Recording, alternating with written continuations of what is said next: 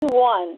Hello, you guys. And welcome to the Women's Cave. We are being kind to each other because 18-year-old Scotch. Yeah. We are sharing a bottle of 18-year-old Scotch. Yeah. Therefore, we're pretty kind to each other right now. That's a good reason. That's a good reason. There's always a reason, like Scotch, right? So, what's been going on this week? Nothing. I still have writer's block. Oh, no, the garage got better stuff. Like, it's not really the garage. It's kind of like the guest house thing, but whatever. There's so much stuff in it, we call it the garage. So it got better stuff.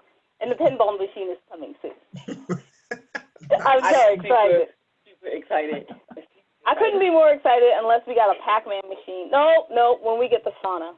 The sauna would be the one. Yeah, the sauna's the one I'm going to dance about. But no one really cares about the sauna in our little extra room. Yeah, I know, right? And we're not being funny. Like, what's going on with that? I don't know. I think the Scotch has chilled us out. We're like, oh, we're good. Life is fine. I'm mellow and ready to, sit back and watch TV now. I feel like I'm, 45 or something.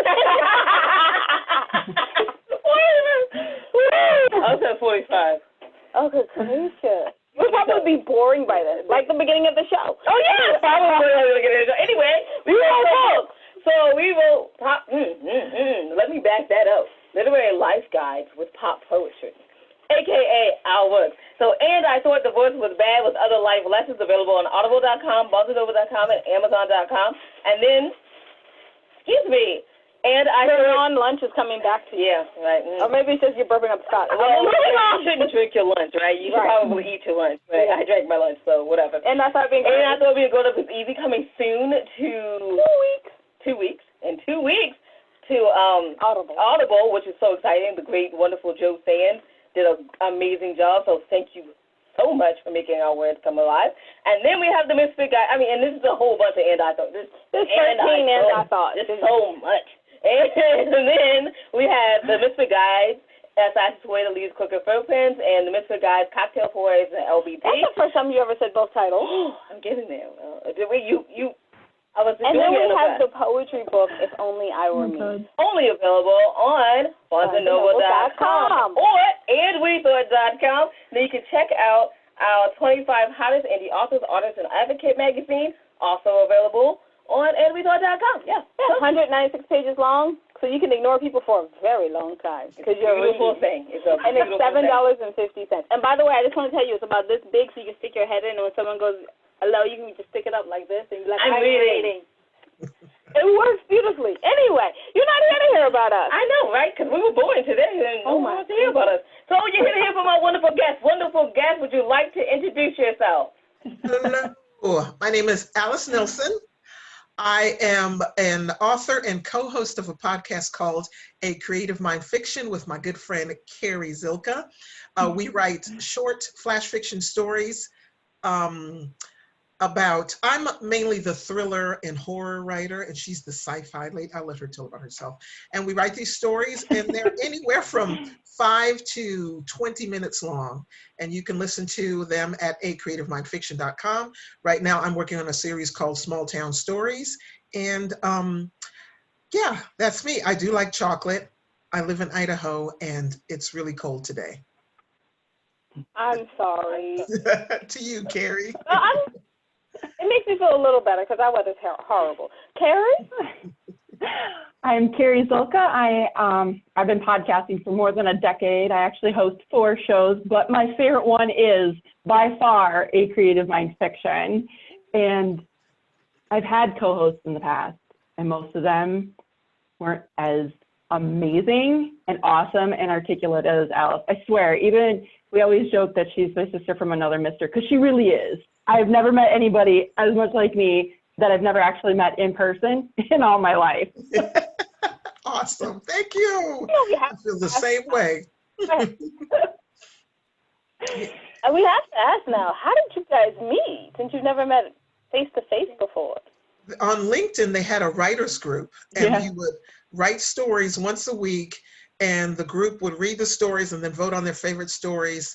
And so we met through that.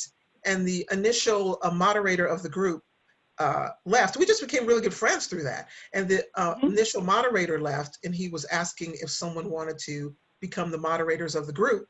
And I didn't want to do it by myself because I knew it was a hard show. So then when Carrie said she wanted to do it, I thought, well, I'll just help her out. You know, she's the smart one. I just do what she tells me to do.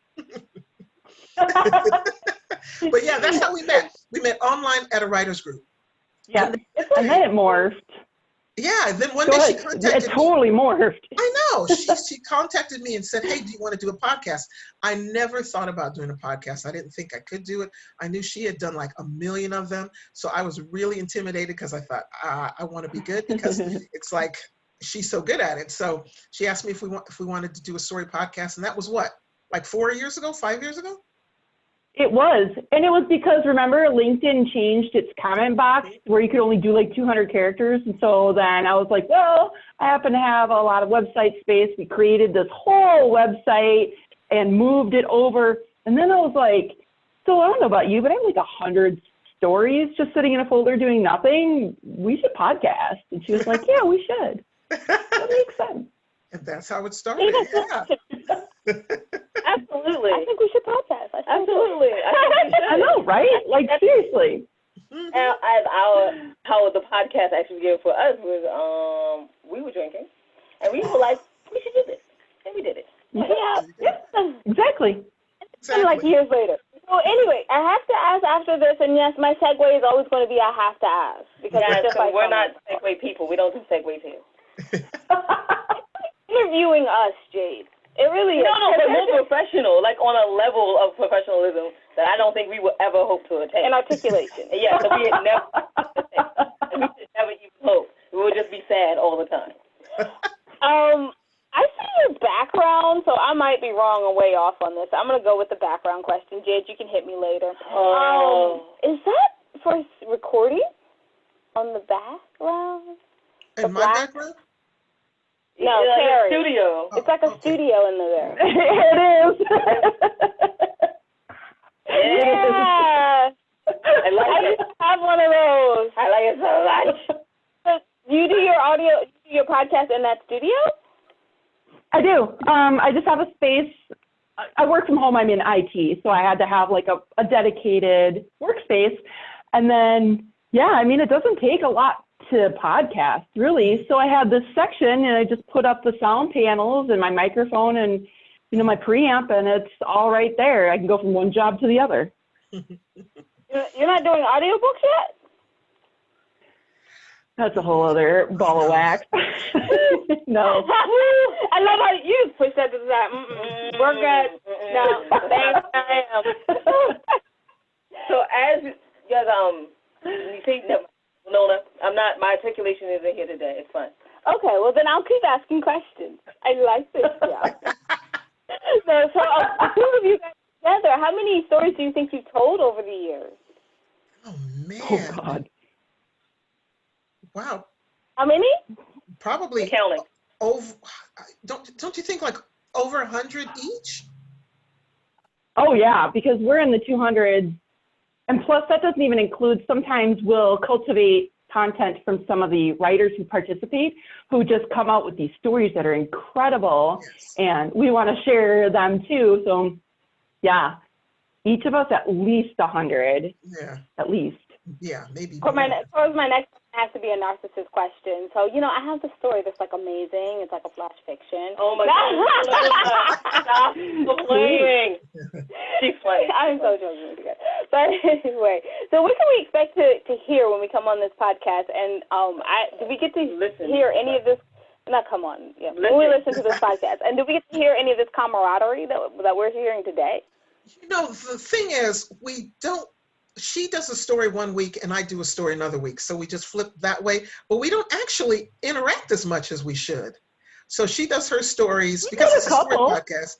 Yeah, we've done a couple of, we've done a couple. We just haven't done any recently. I think we should do that more because that's a lot of fun. I agree, especially right around NaNoWriMo. We do like, what's your story going to be or whatever. And I have totally, I'd lean on you for some voiceover stuff where like, oh my gosh, you do that, I don't know, there's been a couple where you just knock it out of the park, and it just enhances the story because it kind of gets boring just listening to my voice all the time, so. But yeah, so we really should. Yeah, we should. So she does a story like I do the first and third I do the first and third Mondays, and she does the second and fourth Mondays. And so we record at home. I record in my basement downstairs, but it was a dark dungeon, so I didn't want to do this from there. So I'm doing it from the bedroom. And so we record our stories and then post them up and put them up every other week that way. But you were talking about writer's block earlier. And since this whole pandemic thing, I have had a difficult time getting stories out. I don't know what it is. I thought, oh, we're going to be at home all the time. I'm just going to write. I'm going to start that book I've been talking about for years. It's been very hard for me to get a story out. I haven't had a story on the podcast since early March. I know. Yeah. I know. It's hard to stay motivated. It's hard to, you get in a rut, and ironically, because now I'm home all day long and I'm watching like Dr. Phil all day, but the whole like get up, take a shower, put on your makeup, whatever, that you would normally do if you were heading into the office or whatever is really important, because otherwise I'll hang out in bed and just work all day. Exactly. Yeah. So very, very trying to work that motivation to write. Don't feel bad, Alice. Everyone besides like one or two authors that we know, and actually one of the authors, Christine Mel, she told us one of her things to keep her motivated in writing is this is not the world she wants to live in, so she has to create her own. True story. I love that. But she spends a lot more of her time in that world. Right. Because, this is like a stressful time. You're worried about everything. You're bleaching everything. You're stuff down. And just in case, this is 2045, and y'all don't know what we're talking about. We're talking about the Corona episode. And we were all in our house. We were spraying everything down. We were eating too much. We were like not exercising like we should. So we were doing all of it. True story. All of it's true. Watching this, you're gonna be like, Corona was so like a tiny little blip. It was not. It was not, dude. I know. Right. Not when you're going through it. It is not a tiny blip. No kidding. And it's crazy because I've worked from home. I've worked from home for like 5 years. Working from home, but then working from home during a pandemic where like the only human interaction you get is the cashier at, the grocery store. It's so different. You just don't realize how much shopping or whatever, going to a bar and just having a beer, how much you miss that stuff until you can't do it for 3 months. Exactly. Absolutely. It was funny. Oh, I'm sorry, Alice. Mm-hmm. Oh, no, I was just going to say, and I'm a stay-at-home mom, and I homeschool my kids. So I'm home a lot, but it's like when you have to be home, it's completely different than when you want to be home. Yeah. So, and then we can't hang out with friends. We just, so it's a different feeling in a different environment. So it's I think you get like. Oh, go ahead. Even if like when you're staying home, like you still go to your friends and you go, hey, dude, I'm gonna just stop by, or they're like, hey, I know you're home, so I'm gonna stop by at 3 o'clock and we'll have a glass of wine and blah blah blah. And you're like, absolutely, come on by. I'm glad you told me an hour and a half before you stopped on by so I can clean up my house. But okay. Thank you for letting me know, girl, because I need to vacuum my floor. Right? Exactly. Right. Stop by on not your cleaning day. Why would you stop by on Wednesday? I clean on Friday. But anyway, you have fun, and now you're like, I want to have you over, and we can maybe be like 6 feet apart, but then I don't kind of want you to use my restroom, and that's weird because we're friends, but I don't know where you've been. Exactly. And I don't know if you have Seriously. It's weird. Like you feel, I'm sorry, you can't use the restroom. This is weird. So you just right. I've got a bucket for you outside. Because mainly under a safer at home, so it's like it's kind of you can go out, but should stay home. But still, people don't pop by because you can't use my restroom and I feel bad. Well, I told him now jar. A jar for you. There's a jar for you, a jar for you. They're like, what is this? The restroom. And they said no. That's just ladylike. That's horrible. Like you don't treat your friends like right. I would provide a bucket. I would at least provide a bucket for them out in the back.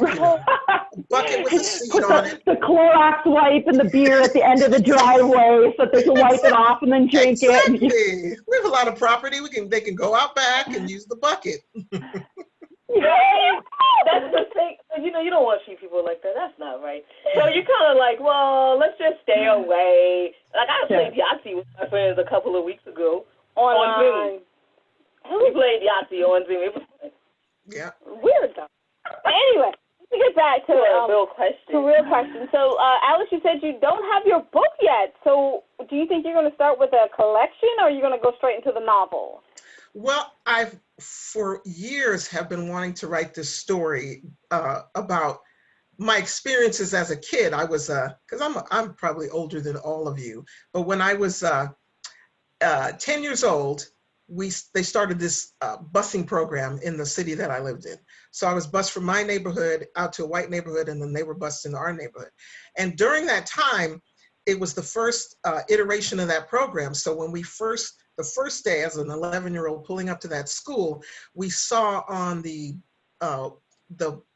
concrete wall swastikas and nigga go home, nigga go back to Africa, stuff like that. So I kind of want to write a story about that period and how that kind of experience just affects you for the rest of your life. There's always a sense of doubt in yourself. There's always a sense of questioning who you are. I remember being that age and going home and thinking, you know, if I was just white, all of this would be better. And I would be praying to be white and things like that. And just dealing with the difficulties of trying to interact with people who don't know you, but are making decisions about who you are based solely on the color of your skin. So that's the story I've been trying to write for like 20 years. I even have a title for it and everything, but it's just I just don't want to go there sometimes. So that's the book I wanted to start during this pandemic, but didn't work out. Not yet, anyway. Maybe you can start it with like a short story collection, right? Yeah, and I have one of those on Amazon, a digital short story collection, and I'm probably going to do something like that again with the Small Town series. So yeah, we'll do something like that. Yeah, but I really enjoy the podcast. I really enjoy doing a podcast. Me too. I'm hoping to venture into something with have you ever heard of the Lore podcast? It's a podcast where this guy tells these sort of real life kind of mystical paranormal stories. But that sort of ventured into him writing books and also doing a show on Amazon. And I that's the kind of direction I want to go into, because I see my stories being on the screen so I want to do that more than I do want to write a book, you know? Absolutely, I can understand. So my question is, what are the top 3 things that you would tell anyone that wants to start a podcast? What are the top 3 lessons that you have learned? Let's start with Carrie, since she's got a few. Yes, and she has like 10 years of experience. I would love to. Seriously, because trust me, I've made every mistake out there. I have revamped, I have relaunched. I'm currently launching an archery podcast and going through all the steps of basically starting it from scratch. Number 1, be everywhere. And I mean everywhere, every social media platform, have a website, be on every podcasting outlet, and even seek out the ones that you have to manually add yourself to. Don't just assume that people are going to find you. You have to be in their face. People can't buy it if they don't know it's there. Same thing with podcasts. I think the second thing would be, don't do like I do and revamp your main podcast 3 times to confuse everybody. Pick a name for the podcast, pick a logo, and stick with it, even if it sucks and you hate it. I don't know, what would be the third one? Get a good co-host.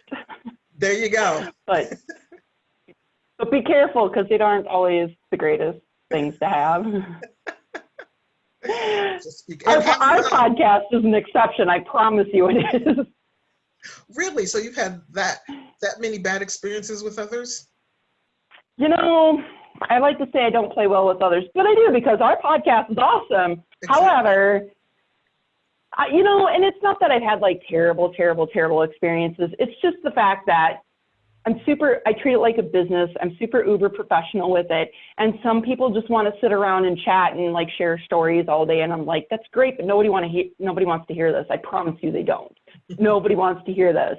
Hear you drone on for 3 hours about your kids and their fishing. I don't care, seriously. And I don't know.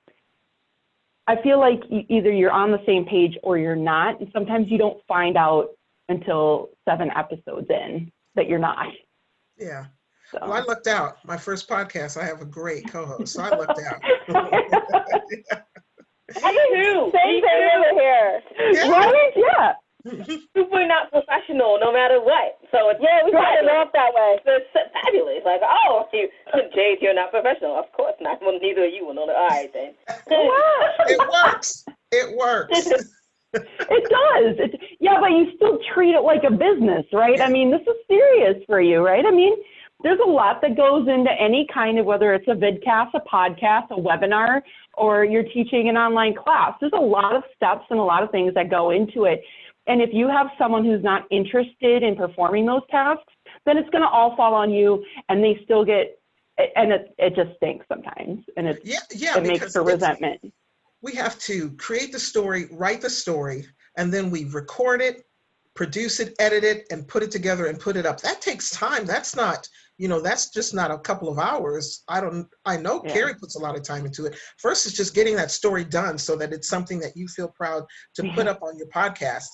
And then for me, I record it over a period of 2 or 3 days, depending on it. I'll record it through once, then I'll go back over and listen to it, and I'll either re-record parts, edit things out. The story also changes as I'm recording it, because as you're reading it out loud, you're like, oh, that part does not work. And I'll have to stop, rewrite it, start over again, and just see what works in the way of telling stories. Because writing a story to tell is much different, I don't know if you agree with me, Carrie, than writing a story for someone to just read in a book. Because you're telling it, when I write it for the writers group, I always have to change it once I do it for the podcast. It's just a completely different form of storytelling. So it could take, I try to do my story a week in advance, because it could take me up to 4 to 5 days just to get it done and to post it. And I get uber and uber, over focused. Like it could be one word, and I'm like, I gotta do that word over or whatever. So it takes a lot of time.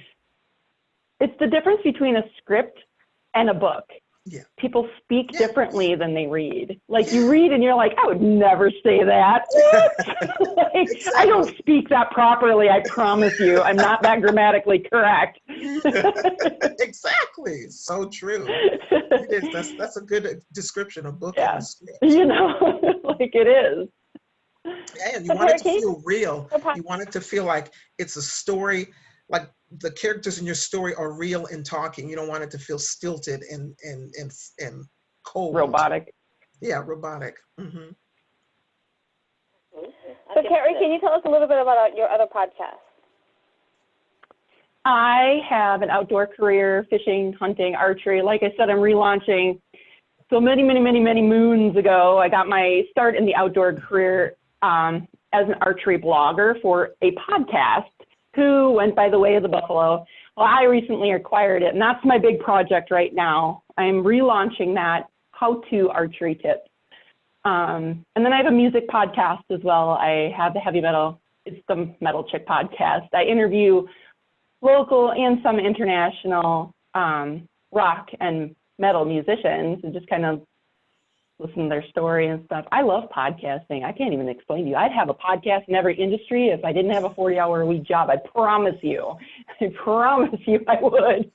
She would too. But I would. I literally would. Like I am like a domain name hoarder, because I come up with these new shows to start, and then I go to GoDaddy and I buy the domain name, and then I do nothing with them. I probably have like 40 of them out there. How she has the time. This lady does so much. She works 40 hours a week. She has 1,000 podcasts. She's always, and she's on the writers group thing. It's like, I don't know how she does it. I'm like, oh, I have one story to do every 2 weeks and I'm dying. So Carrie, you're on which writers group? I'm sorry? Which writers group are you in? So I don't know. It's kind of a hot mess because it was just a one-off. Yeah, fictionwritersgroup.com. I think, what did we do? I think we just kept the name of the LinkedIn group or the LinkedIn, I forget. Yeah, so fictionwritersgroup.com. And there, I tell you, again, a testament to having a good partner, because there are some days where I'm working 60, 70 hours at work. And unfortunately, I work from home, so I'm probably putting in extra hours because I don't have to drive. And I'm like, I just can't keep up with the writers group and everything. And Alice really steps in and does the voting and posts the new, writing prompt and stuff. And that's a really great way. I feel like my inspiration comes from that writers group. It really, really, really does. 90% of the stories on the podcast that I've narrated came from that group. It's wonderful. Everyone should be in a writers group. Yeah. It's really a wonderful, we started there, I started there about 6 years ago, and I found it by accident on LinkedIn. And it's just a place where writers could come, you write a story, the other writers will critique it, and you have to be respectful. There isn't, there's not backbiting, there's not criticism that isn't helpful. And so the other writers will critique your work, and then at the end of those 2 weeks, you vote for your favorite 5 stories, and then you get you get first place. You don't get a prize or anything, but it's sort of like, bragging rights. Yeah.